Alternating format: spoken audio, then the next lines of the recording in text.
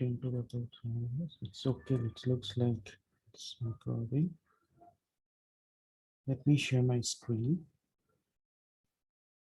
Okay, can you see my desktop? Yes, sir.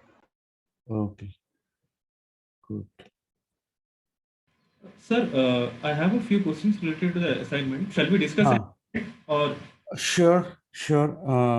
Let me open the assignment. Okay, tell me where is your have a doubt? Sir, it may be because I don't know the concept thoroughly. What I have observed is that when I'm doing the simulation, I'm getting few NaN values. Huh. So what I try to do is that I try to increment. There was Which problem? first and second both. Both. Okay. So, Ah. so what I did is that the increment, I allowed the increment to be variable at every iteration. It will just check whether the increment is positive or not. If it is positive, then go on. Otherwise, So the which parameter you are facing the problem? like alpha, beta, alpha 1, beta 1, alpha 2, beta 2. If they are going, Okay. they can go negative also, right? If it is. No, alpha beta has to be positive. Yeah. But if you do a plus minus, then they can Yes. go negative, and that is Yes, where yes. you will actually will have the trouble. Yeah, So yeah. you can solve it in another way, Okay. by taking minimum of 0 or the negative, something you can put. Okay. Or maximum of 0, or no, what is the right way? Or you can just put a check. If it is negative, then it is replace it by 0. Okay. You can do it in that way. Yeah, Sir, what I yeah. have done is, if it is negative, I have just kept the last value which I observed. So is that fine? That is also fine. That means it's not a feasible value, basically. It's not a feasible value, so I'm just keeping it as it was. That is also actually a good trick. So what I have done is that I have made a function, another that will take the input parameter and interval. It will, if the interval is greater than, like parameter minus interval is greater than 0 or not. If it is not 0, it will generate a new interval by dividing the parameter recursively until you parameter minus interval is greater than 0, and that it will probably it will solve the problem. I have to look in. Can you repeat one more times what you are saying? Yeah. So this function will take parameter, let's say alpha, and interval like 0.05 or 0.1. Shailendra, your voice sometimes is dropping. Okay. Can you just check your audio once more? Yes. What about now? Okay. Yeah, let's try it out now. Yeah, tell me. Okay. So what it will do, sir, it will check first whether alpha minus interval, that parameter what I have given an input. Say alpha minus epsilon. Yeah, alpha minus epsilon is greater than 0 or not.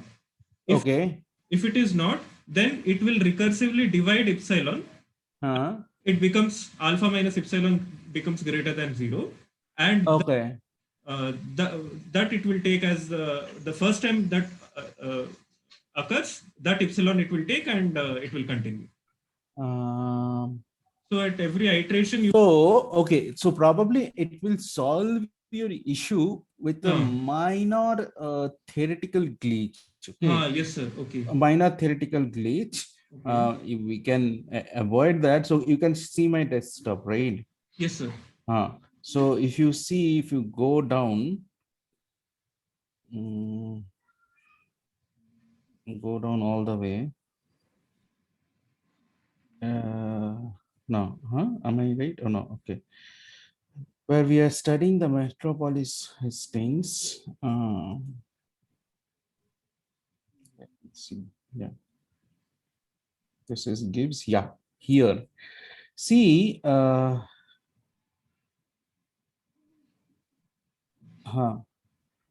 The acceptance ratio, right now we are doing it in this way, right? With the assumption that your proposal density is symmetric at theta t minus 1. Okay, but if you, so you have to make sure that you are taking the same epsilon plus minus. Yes, sir. Yeah. That I mean. And then it's okay. But if you Okay. say theta t minus 1, and if you realize that, okay, if my epsilon is, say, one side is 0.25, another side is 0.55, then Okay. it's then your proposal is asymmetric, and Yes, sir. that time you have to use this acceptance ratio. No, sir. Okay, I'm so ensuring that it is symmetric. if you're ensuring that is symmetric, then you can use this Okay. this acceptance ratio. Yes, But sir. if you're using asymmetric proposal density, then Yes, you sir. have to use this acceptance ratio. You have Yes. to just keep this in your mind. Otherwise, it's fine. Okay, sir. Yeah. Huh? Got it. Thank you, sir. Okay. Yeah. Sure. Okay. Anything else regarding the assignment? Sir, question 2D. Two. Yes. Yeah, so I tried using the Optim routine. So Hmm. it's not converging in, like, it's not actually converging. So can Hmm. that be because it's sort of a bimodal structure? Like, does Optim face some difficulties? You had for this for waiting, is it converging? I Try. actually tried it for both. It's not Hmm. converging for either of them. Okay. Like, I tried Nelder-Mead, like methods, Nelder-Mead, then essay, then I tried all So of them. I see this problem I gave to the students 5-6 years back. I remember for waiting they did a converge, but definitely for eruption they were having little bit of trouble, and I think because they were this is bit not so well behaved on the left side. So I am not surprised that you're facing little bit of problem. um, so uh,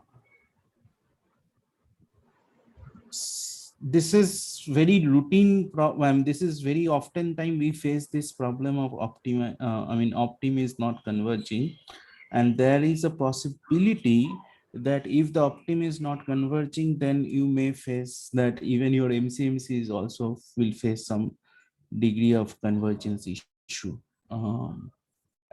That is your MCMC So converging? MCMC is converging in the sense that if I take initial starting values far away from the converged parameters, then Uh, it takes a lot of time. Like the burn-in, I think then it of has course to be it will. increased. Yeah. Of And course if it will I take time. so Hmm. once I know, like once I have a fair idea of what the parameters are and I take some initial values close to them, then 1000 as burn-in, it works pretty decently. Like maybe the results which Yeah, I'm if you getting. take say mu1 to be around 2, and sigma 1 maybe 1 or 2, and mu2 to be near 4.5, and sigma 2 to be near maybe 1.5 or something, then I think it will converge Yes, sir. decently. So I did that, and then like on the basis of that, I calculated the gamma parameters. So I Hmm. took my beta to be the scale and not the Hmm. rate.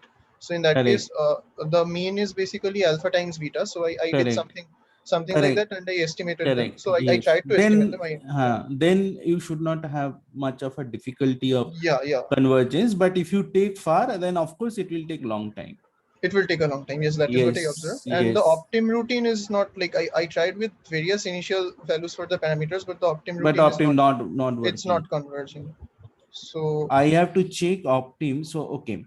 In the Optim, I think I know the reason. I'll tell you.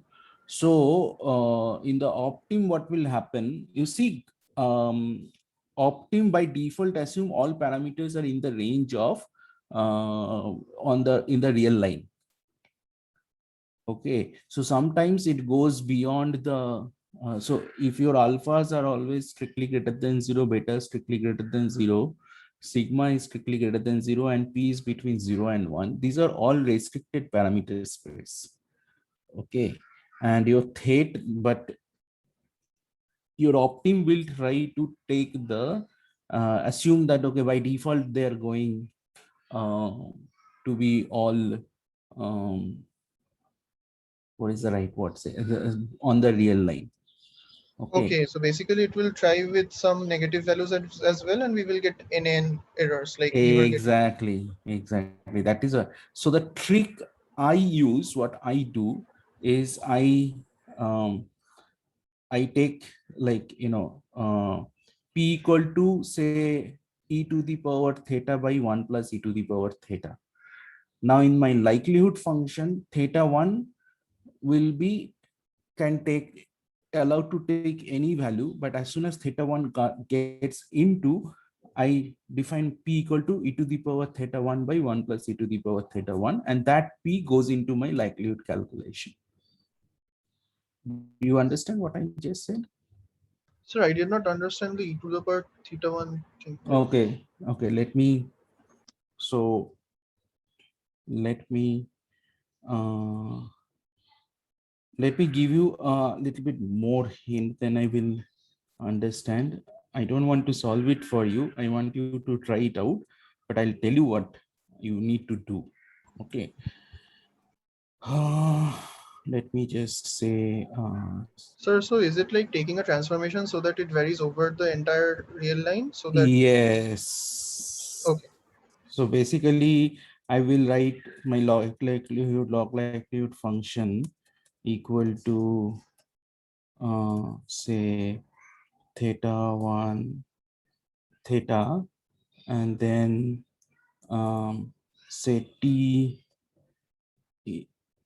So t is basically my, going to be my, say, t is the theta, basically c of t1 comma t2 comma t5. Okay.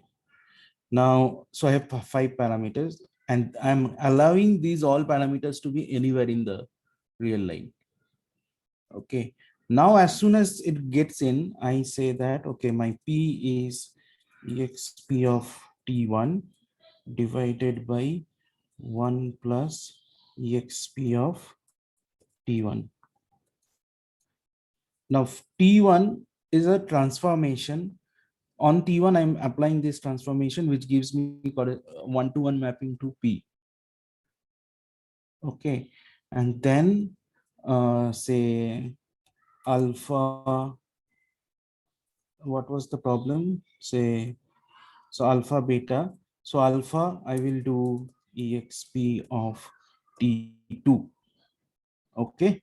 And this way I will get everything, and then I will write down the likelihood, whatever this calculation that I will do. And once I get my p alpha and all these things as a, and then I will return it.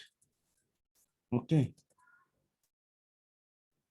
Return my likelihood. Now in the optim, when I will write the optim, I will run the optim function. It will give me something, say a t hat. It will give me the t hat, but this t hat is not the p alpha thing. So you again, from here, you have to basically, So p hat will again be exp exactly, of, e to yeah, the yeah. power t1 hat, t2 hat, and all these things. So that is Okay, the sir. trick I do use, and generally it solves the problem. I'm not saying it is not, but right now that is what is happening in my educated case. Yes, Okay. sir. I checked a few warnings. It was showing that NA is produced. So I, NA is produced because it's trying negative values. Yes, sir. it is trying negative value for p, and then it is saying NA. Okay. So that is what is happening, or it trying some negative value for alpha, and it is doing, and it is saying NN produce, and it basically stopping the optimization. Right, right. Thank you, sir. Actually, yeah, I think this should work. Yeah, try it out. I think it will work. But I remember 5-6 years back when I gave this problem to solve to the students, they still had some issue with the eruptions data. But waiting, it worked reasonably Yeah, well. waiting, it's working really well. But for the eruptions, even after convergence, like the distributions don't look like the original. Decent one, yeah. Yeah, yeah. That, yeah, it's because I think the data itself, if you look at the distribution, it's very weird. We don't know whether it's a really a belch, a kind of a, we do have a hump, or is it a complete exponential kind of behavior? So it is bit of a challenge in that sense. Okay, sir. So can it also be due to the fact that maybe like the mixture Mhm. model should be some other distributions and not like, I'm just asking like, can it be that like maybe the Setting. mixture modules which we are assuming, like we are assuming it to be a mixture of a gamma distribution and the normal distribution, right? So could it be the case that it's not the mixture of a gamma and normal, or maybe some other distribution? It could be some other distribution, who knows what. Okay, As sir. I No, say, no. as I keep saying, all models are wrong. I mean, what, legendary statistician George Box said, all models are wrong, some are useful. Okay. This is, as a data scientist, as a practitioner, I always keep that in my mind. All models are useless. I mean, rarely some are useful. And all, as a practitioner, we can find some useful model which will have its shelf life. Okay. So it will give you some, help, some leverage to explain certain things, maybe do some inference, but after a while it will change, the things will change. Okay. So that is what my case is, my thing. Okay, sir. Okay, Okay. sir. Sir, in the C part, like we have to, like once we get the parameters, Correct. we have to simulate the So average, right? Simulate the PDF. using, no, see, this is, you can, all right. So how do you estimate this? This is basically integration, uh, fx dx, Oh, I integration see. between 0 to 3, Okay. where your fx is this one. Yes, sir.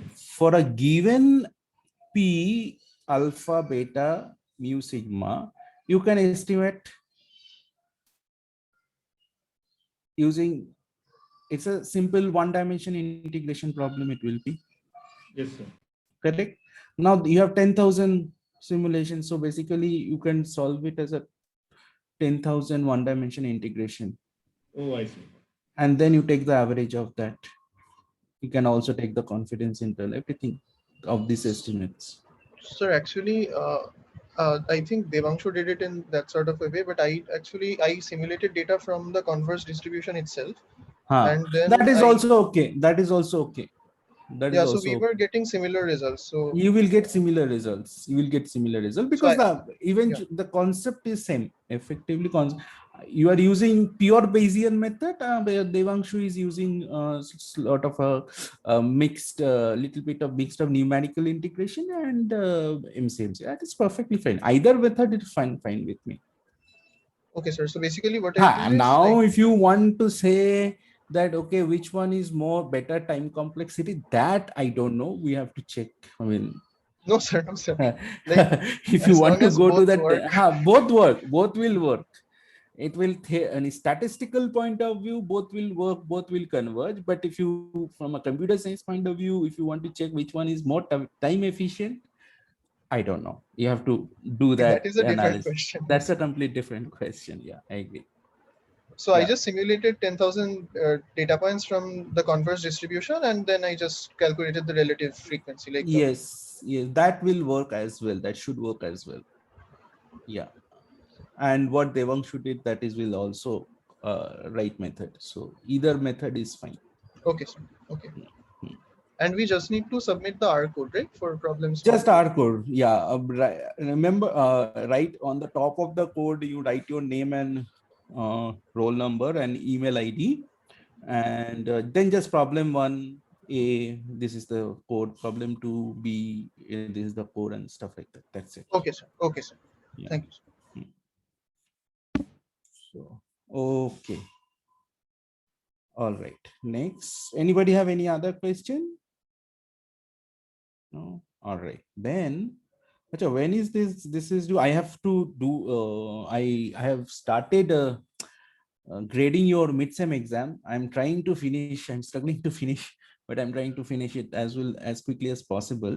And I'll give you the feedback as quickly as possible. Okay. I'll try to do it by this weekend. Huh. And I apologize. I'm delaying it for a while, but I'll do it as quickly as possible. Acha. Next is I'll start. Sir, actually, this Yeah. assignment is due tomorrow. Okay. So actually, we had a few questions which we wanted to discuss. So that Okay. actually You happened want today. to? No, no, Okay. sir. That Do like you we already. want more time? No, no, sir. Sir, We will if be able possible, to do. can we get 1 or 2 days more if it's okay? That's fine. So today, when is tomorrow? Okay. Yeah, due date is 26. I think I have to grade it. Grade the. I have to. I'll try to finish the grading of like mid-sem exam by 30th. So can you just submit it by latest by 30th? Then I can. Yes, sir. Yes, sir. By that Yes, time, I sir. will That is enough distribute. time. Yes, sir. That is mid-sem exam, and then I will start grading this assignment. Okay, sir. What I will do, I will assign another assignment. Now, basically, we will focus more on the hands-on and more data analysis and stuff like that. Okay. And we'll do little bit now. In fact, I'll do few more models, which I think we should do how to do the Bayesian version of the logistic regression and Bayesian and the hierarchical Bayesian model.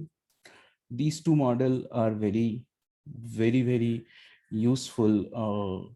In fact, I always recommend that one should learn these things very well, these two models, and then of course rest of the thing session we will do only hands-on and hands-on. Okay, so that is the best way of doing it. Okay, all right. Any more question on this assignment? No? Okay. Now, before we move on to the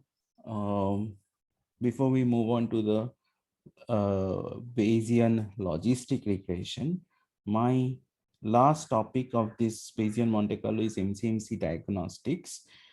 So you have figured out how we discussed, and you also know that how to figure out the convergence by looking at the trace plot that we discussed, that if you see the trace plot like this, that it should be, the mean should be somewhere this, and it should only vary around that. So it's like mean stationary process. It should be a mean stationary, means constant. You plot the time series of the MCMC chain, and if it has converged, then it should be mean stationary. That means it has reached to the mean, reach to the target distribution. So that is why it is not coming out of the distribution and it's hovering around its mean only. So that is why it will make the trace plot and the time series plot of the Markov chain a mean stationary process. Okay. Now, but as you know, that statisticians love testing of hypothesis. So they develop there are series of testing of hypotheses were developed to check the MCMC convergence. I will discuss two testing of hypothesis technique that people actually use, and most popular and more typically you will see available in most of the statistical packages, or even in academic paper they report at least these two. First one was slightly older, that is Kivik time series diagnostics for MCMC convergence. Another is the Gelman-Rubin diagnostics for MCMC convergence. So let us do the first time series diagnostics for MCMC convergence. So what Kivik time series diagnostic does, let me first do it, tell you visually. So what it will do is, suppose you believe that your burn-in is say 200. In this case, if you can you see the index here, it is from 0 to 1000, and by 200 it has reached that. Suppose you you are not sure, but if you want to check after 200, it has reached the 1000. I mean, by 200, it has reached or not. So what you can do, you can say that, okay, I will split this 200 to 1000 into two part. One is first part and the second part. And then I will check whether the mean of the first part and the mean of the second part are similar or not. Now, suppose you decided to include the first part also. Then what will happen? Suppose it's like you are taking 0 to 500 and 500 to 1000. So automatically the first part will have these not convergent part. So what will happen? So suppose you have started from 10, you decided, okay, by 10 iteration, it will converge, and you started, but it turns out by 10 iteration, it has not converged, and it has this part. Okay, so the mean of the first part will be different from the mean of the second part, and that will throw the, that will reject the convergence. So this is the idea. So what it does, it takes the first part, that take the average of the first part, average of the second part, and then it assumes these two parts are somewhat uncorrelated, and it is basically sort of a you know it's a strong assumption, but I mean, it's okay, I believe. And then you just take the difference of these two, and under null hypothesis, this is the statistics which follow a standard normal distribution.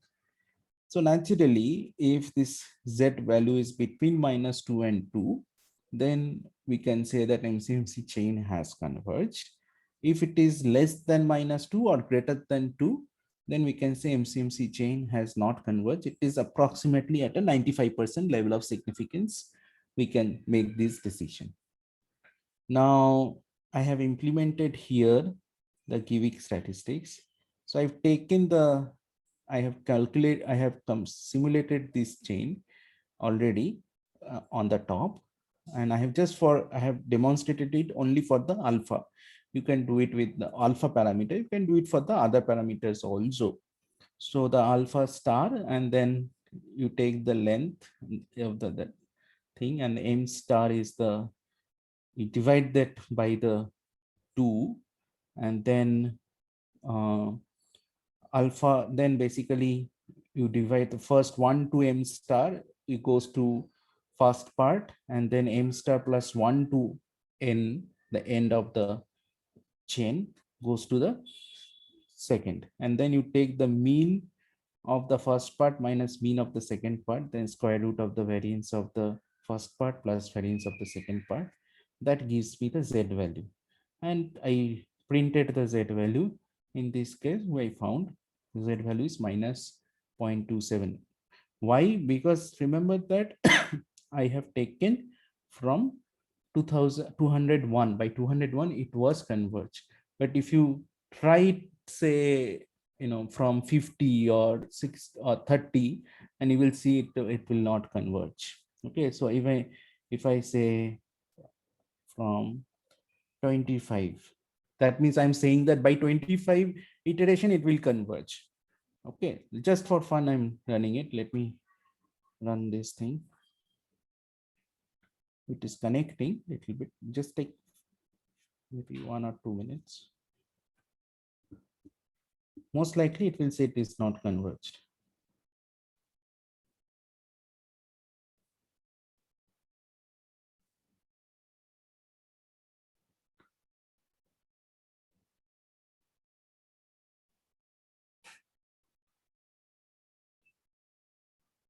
So it is still 0.26. Let me just run from 1.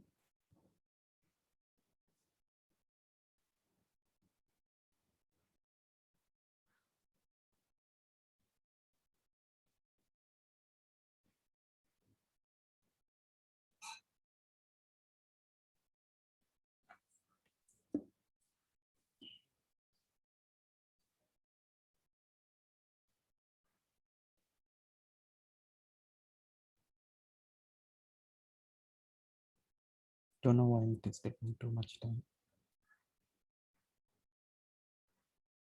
Why it is out of bound? I don't know. Is it 10 or something?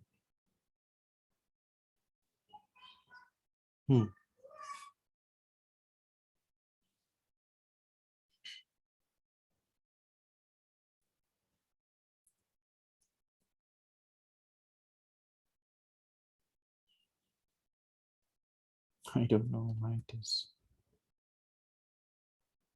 Let me just run this part.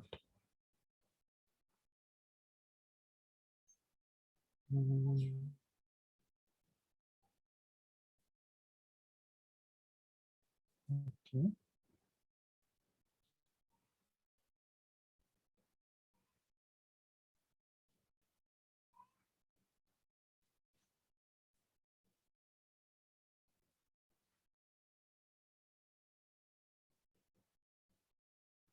And maybe 50.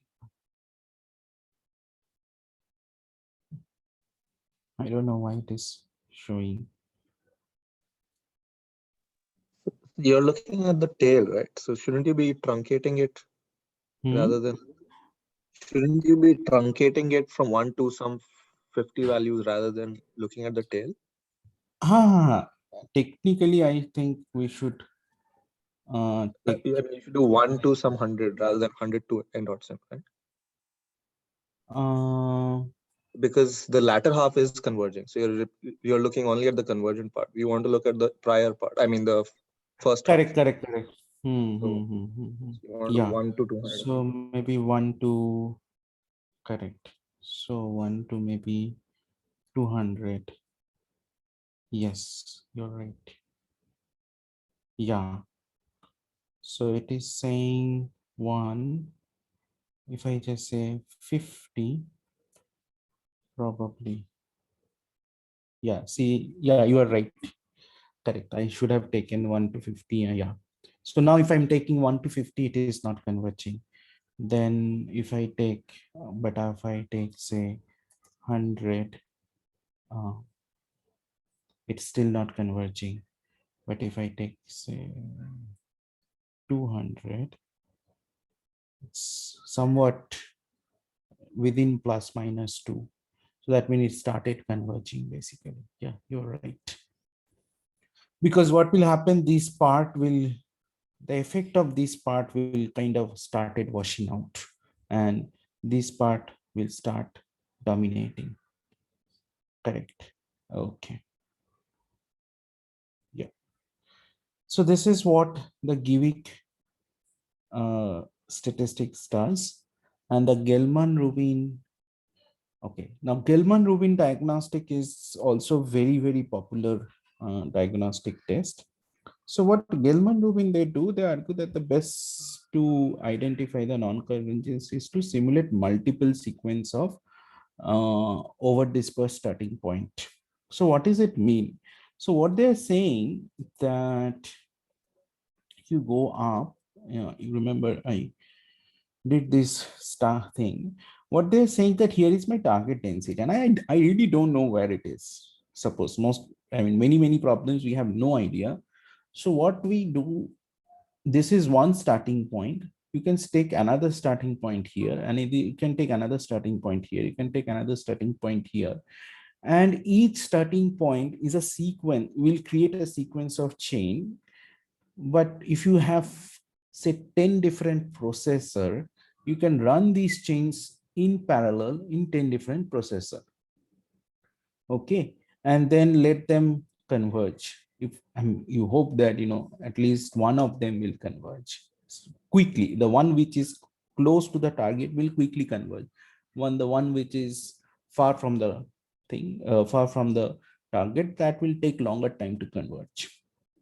So that is the idea of multiple chain, and that is predominantly actually the most predominant strategy among the practitioner. And what this is, what Gelman-Rubin says, that now effectively you have, if you are using M chains, what you can do, if they have all converged, then there will be between chain variability and there will be within chain variability. So they use analysis of variance idea. Okay, so what is between the chain variability? So you take the chain, so you have M chains, right? So you have 5 chains. 5 chains, for each of the chains, you take the first, the averages. And for all chains, you take the averages. So theta naught naught bar is the average of all chains. And theta naught j bar is the average of the only jth chain. So you have M many chains. Or if you have 5 chains and j is 3, then is the average of third third chain, and theta naught naught bar is the average of chain across all the values. Okay, and then you calculate the between chain variability using this formula. And then you calculate within chain variance. What is within chain variance? That this is, if you just look at this formula, don't worry about this part, just look into this box parenthesis. What is it?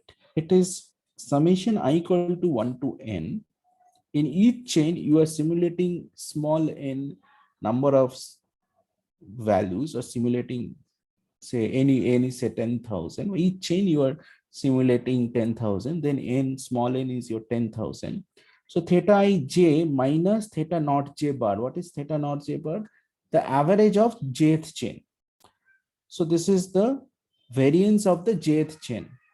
And then you are taking the sum and take the average. So basically, within chain, what is the variance? That you are taking the average of the within chain variances. Then turns out the marginal posterior variance of theta can be written as you can write it in n minus 1 by n times w by 1 by n b times b. So you can write the variance of theta given that data as some sort of weighted average of within chain variance and between chain variance, and the weight depends on the n. Now what happens? It says that you take then Gelman-Rubin provided the statistics that n variance of theta given data divided by w. And what is the rationale behind it? The rationale behind it is, if the chain converges, all these chain converges to the final destination, then between chain variance, you see, however b might be, if you have large enough n, if you're running each of the chain long enough, then this will be washed out. And that is what exactly you want. The chain, in each of the processor, you are running the chain and each of them will converge. Each of the processor will run the chain long enough, then each of them will converge, and then these effect will basically washed out. And what you leave with this part, and this part now n minus 1 by n, as n goes to infinity, will be going to 1. So this value will be close to w, within chain variance. And that means the R will be very close to 1. This is the Gelman-Rubin statistic. And what I did, I ran the chain in. Can I ask a question? Yeah. Can you please explain the M? So in the between chain variance, I would have expected a 1 by m minus 1. Like, why is it m by m minus 1? Shouldn't it be 1 by m minus 1? No. So the idea of why it is between chain is m by m minus 1 is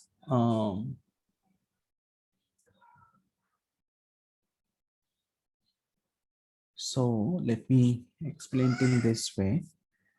So it comes from the analysis of variance, So it will be basically m times sigma square. So basically you can think of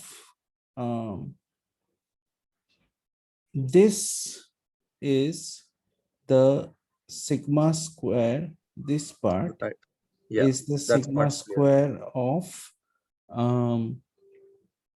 between chain variability of uh, of deviation of, on an average deviation of one chain from the Mean of all chains. or mean of all chains. Right. Correct. Now you have m chains. So this is like sigma square of deviation of one chain, but you have m chain. So total variability must be, it's like y follow, if I give you y follow say normal 0 sigma square, then I say y1 follow normal 0 sigma square, y2 follow normal 0 sigma square, y5 follow normal 0 sigma square. What is the sum of the 5 y's? So y1 plus y2 plus y3 plus y5 will be normal 0 5 sigma square. Right. Right. So this is the variability of one chain, and each chain are independent.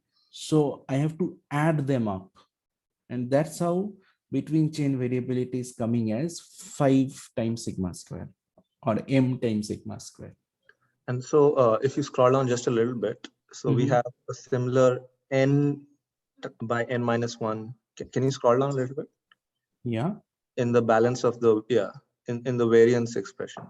correct. Is there a way to interpret the n minus 1 by n, or is that just how it happens to be if you look at the variance? I think for that we have to do the, pull the analysis of variance, small analysis of variance deduction. That it's a nice cute deduction actually, huh?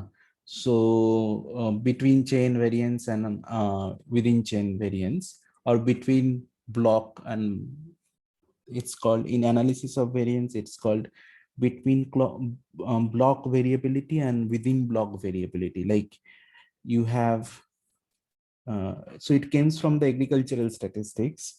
So what happens is so you have, say, suppose 5 blocks.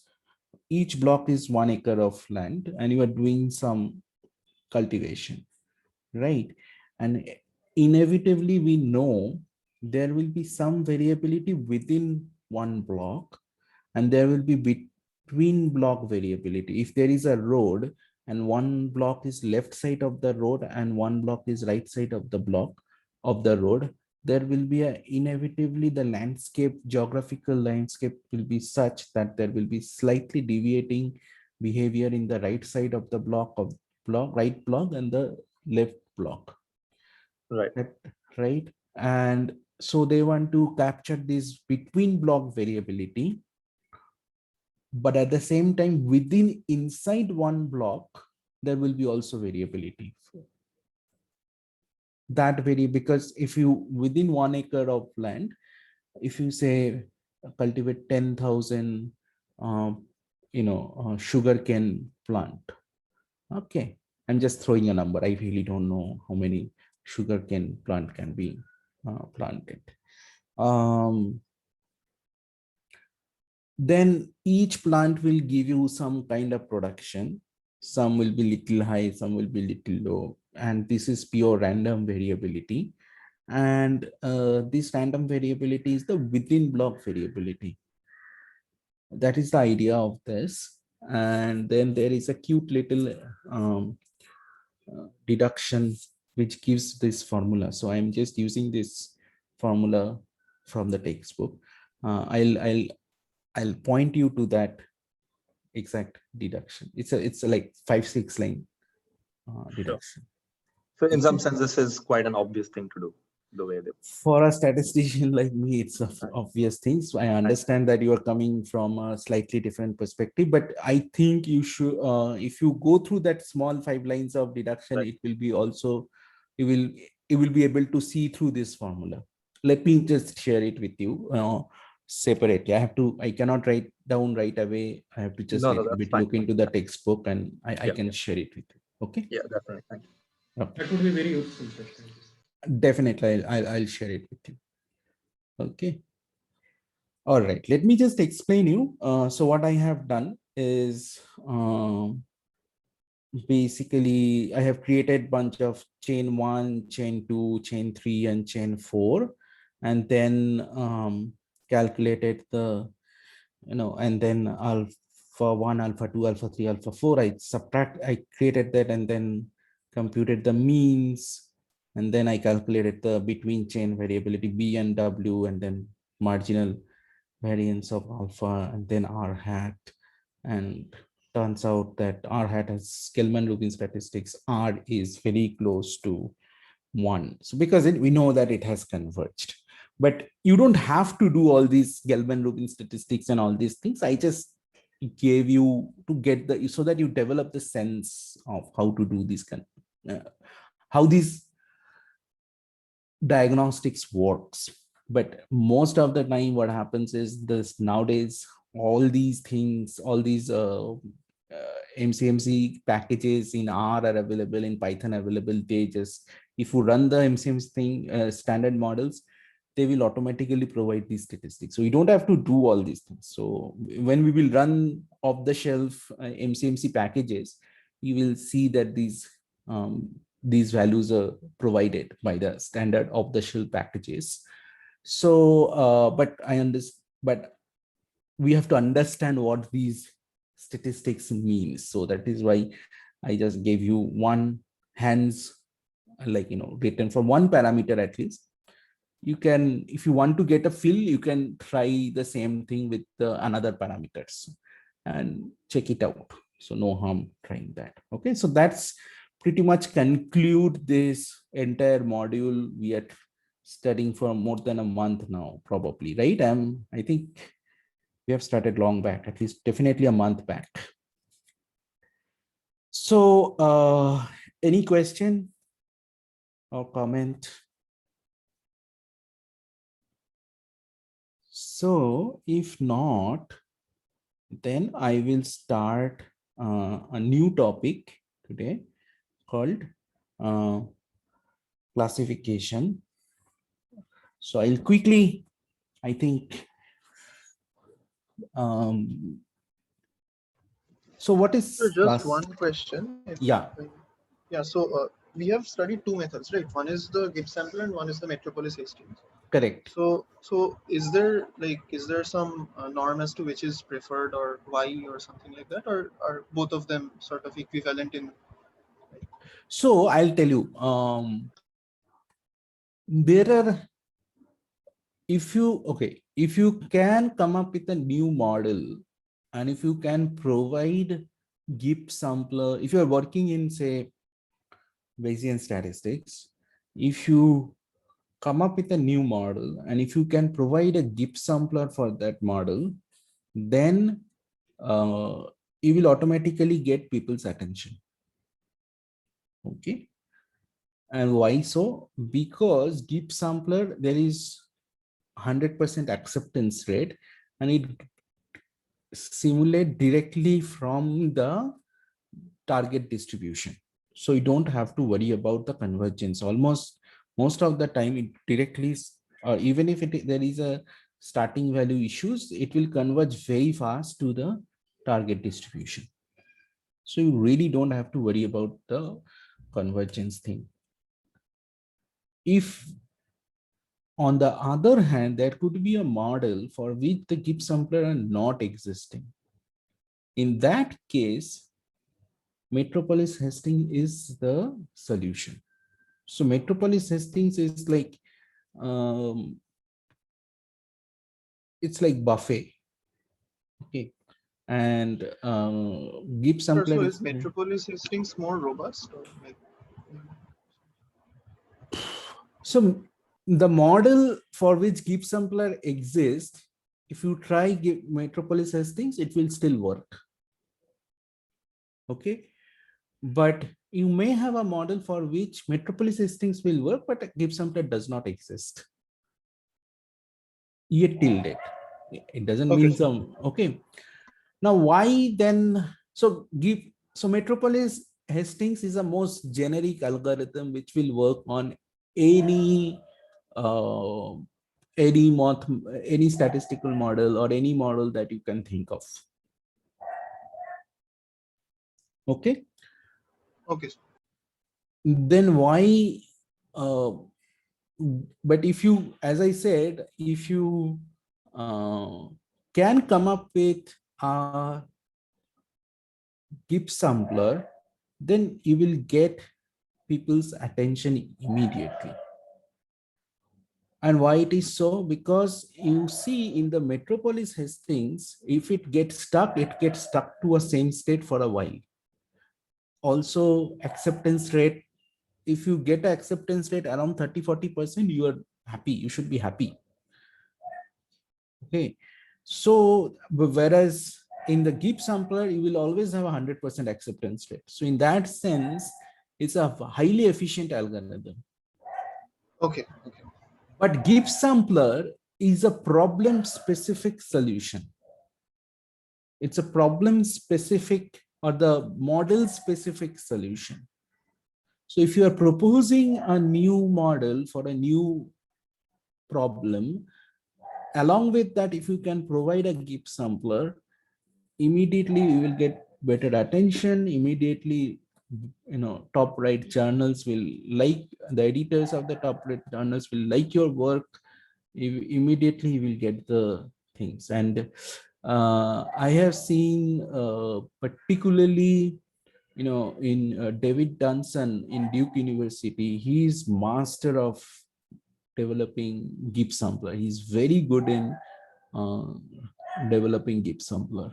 So you can follow some of his work. If you Okay, want to continue in the path of Bayesian statistics, he's very good at it, actually. So can you repeat his name? David Dunson, David Dunson, David Dunson. He is in the Duke University Stat Department. Oh, thank you, sir. And that is why almost, I mean, that is the trick he always tried to come up with. And in order to, and you will see one interesting thing in his paper.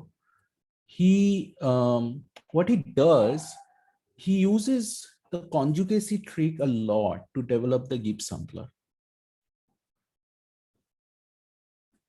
I'll try to, touch upon with the mixture models, but that is an interesting part that I keep seeing that, how he does those things. So I think if you follow some of his work, you will learn. If you want to carry in this path of Bayesian statistics and pure Bayesian solution path, then following his work will be very fruitful for you guys. Particularly if you want to be a practitioner Bayesian statistician. Okay. All right. okay, sir. Thank you. Okay. Now, okay. So let us start with the classification model. So what time is it? So 12:47.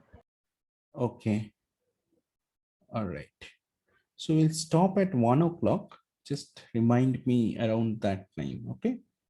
So given the, classification is typically a decision problem where you want to take a decision, either binary or, some K-class level problem. So suppose somebody is applying for a loan and whether it's approved or reject. So this is a binary class decision problem. Classification algorithms are typically trained on using label data, and you have some failed or run. For example, a piece of equipment could have data points labeled either failed or it is running. Okay, it is keep running. When it fails, it will have a failed tag. And people want to model this label, the G is the target variable or the label, as a function of bunch of feature variable or the predictor variable.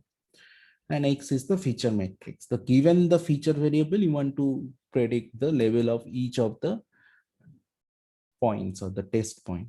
So our objective is to learn about the F. In home loan cases example, it was either accept or reject.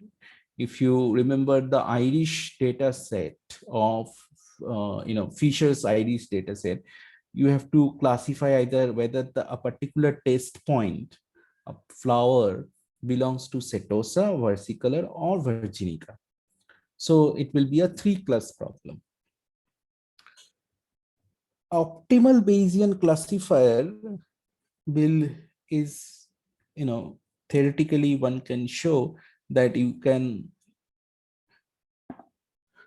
that there will be a classifier beyond which you cannot optimize, and that ideal classifier is called optimal Bayesian classifier, and you cannot develop a classifier better than this effectively. That is being theoretically proved. I'm not going to the exact theoretical derivation of that.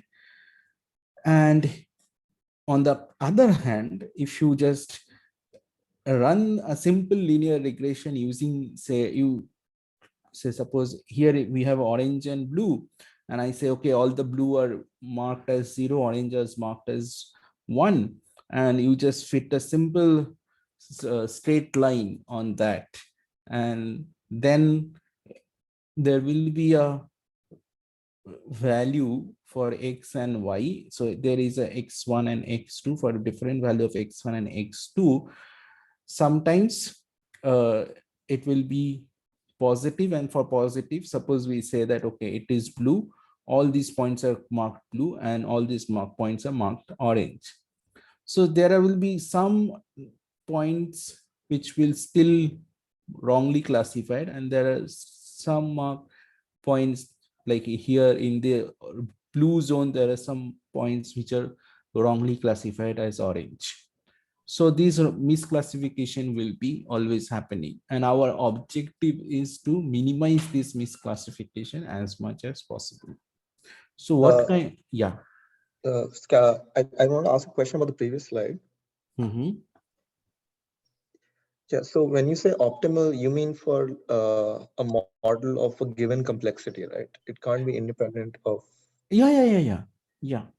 Given complexity, Bayesian classifier turns out to be the optimal Bayesian classifier from a decision theoretic point of view is the best that you can do. You cannot cross beyond a Bayesian classifier, but unfortunately we cannot really estimate the Bayesian classifier, and I'll tell you why. But also choosing the right level of complexity, like whether to use linear polynomial, is also something that those are the things that I'm going to discuss actually. But the optimal Bayesian classifier will look like something like that, but this is very difficult to obtain such classifier. It is almost beyond the computational complexity. I mean, computational ability of our computational ability. But or you can say it is the upper bound in terms of misclassification. So however good model you can come up with, this misclassification you have to live with. You see, these oranges are falling in the blue state, right? These, you have to live with these bummers. Similarly, these blues are living in orange state. You have to live with these buggers. So this is the misclassification you have to live with. In a sense, I'm trying to minimize this misclassification, but this is the optimal bound. We cannot go beyond that. given the given that we have a standard classical computing systems. Okay. So that is where the idea of optimal Bayesian classifier. If now in terms of quantum computers, in terms of quantum machine learning, quantum probability, I don't know. I have not. What will happen? At this moment I don't know. Okay. So what we are doing here, so in the scatter plot, the training data on the pair of input x1, x2, that is what we are trying to here, x1 and x2. And then we simulate the data. And then, okay, this is something we will do in the coming time.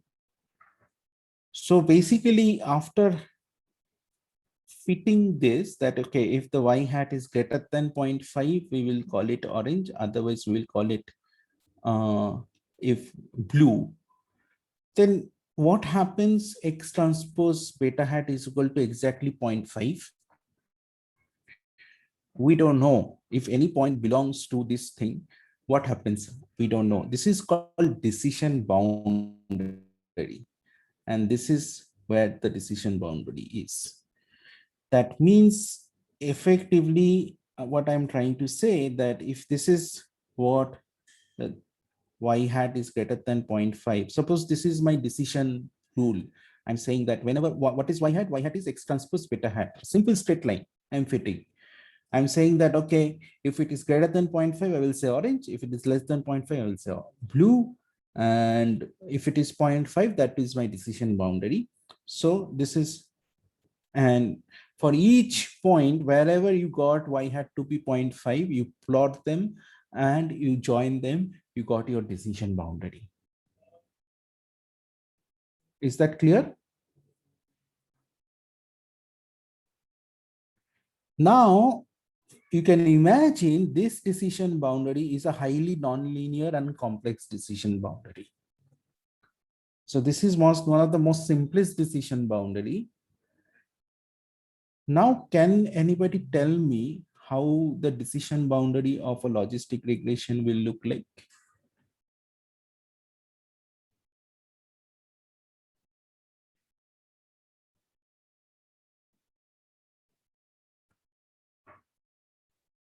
Hello?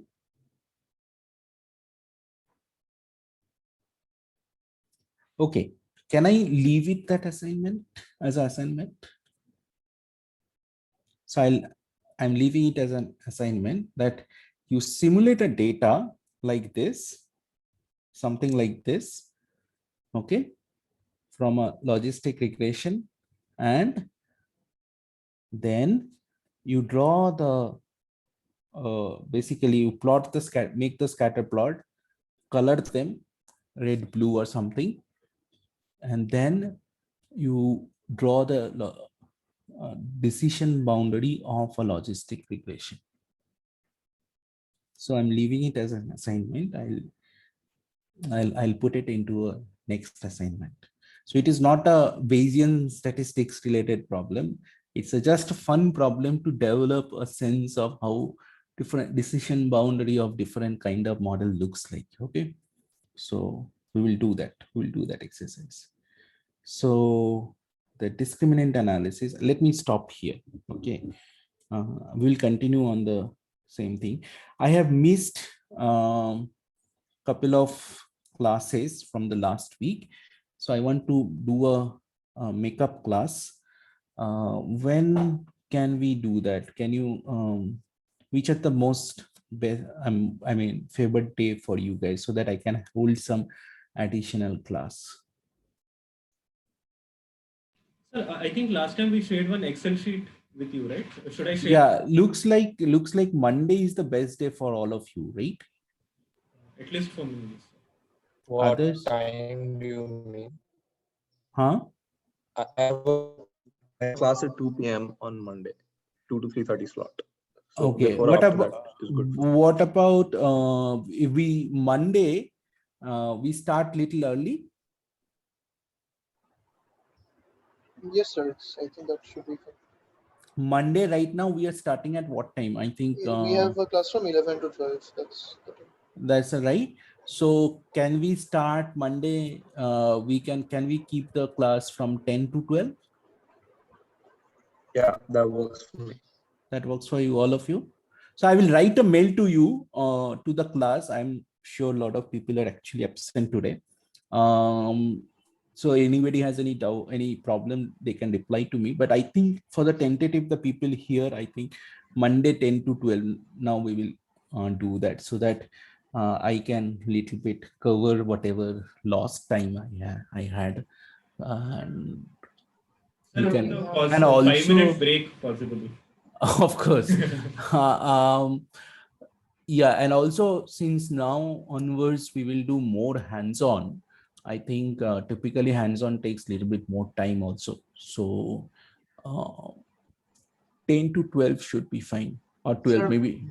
Monday Yeah. we have that meeting from 10. Huh? Sir, Oh, Monday. Devanshu, right. We have our project meetings, but that will be over soon, right? Yeah, yes.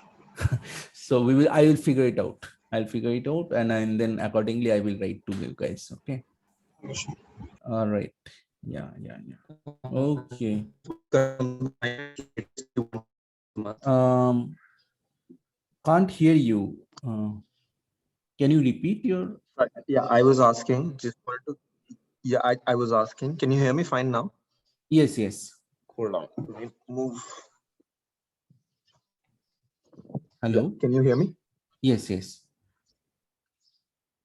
Yeah, I was asking just to confirm the assignment you want latest by the end of the month, right? Yes. By 30th, please submit. Yeah. Okay. Okay. Okay. All right. Thank you, sir. Thank you. Thank you, sir. Thank you.